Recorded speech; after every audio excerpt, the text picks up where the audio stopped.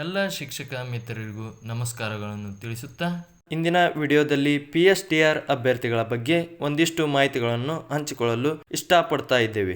ಏನೆಂದರೆ ಕಳೆದ 10 ವರ್ಷಗಳಿಂದ ಯಾವುದೇ PSTR ಶಿಕ್ಷಕರ ನೇಮಕಾತಿ ನಡೆದಿಲ್ಲ.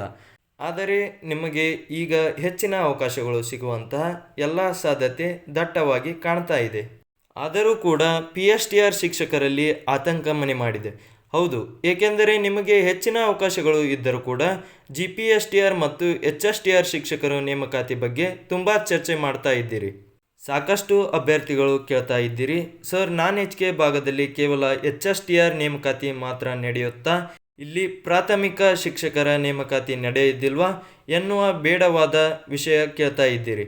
ಸೊ ಇದಕ್ಕೆ ನಮ್ಮ ಉತ್ತರ ಏನೆಂದರೆ 5,000 HK ಪೋಸ್ಟ್ನಲ್ಲಿ ಖಂಡಿತವಾಗಲೂ ಕೂಡ ಪ್ರಾಥಮಿಕ ಮತ್ತು ಪ್ರೌಢಶಾಲೆ ಶಿಕ್ಷಕರ ನೇಮಕಾತಿ ಆಗುತ್ತೆ.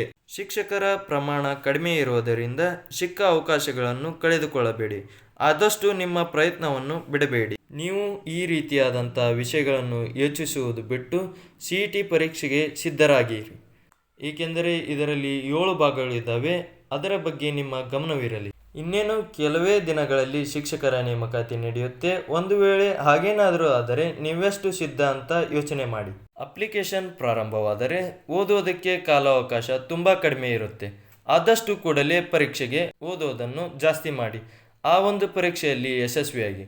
ಇದರ ಬಗ್ಗೆ ಚಿಂತೆ ಮಾಡಬೇಡಿ. PSTRನ ಹಲವಾರು ಕ್ಲಾಸ್ಗಳು ಈಗಾಗಲೇ ನಮ್ಮ ಚಾನಲ್ನಲ್ಲಿ ಅಪ್ಲೋಡ್ ಮಾಡಲಾಗಿದೆ.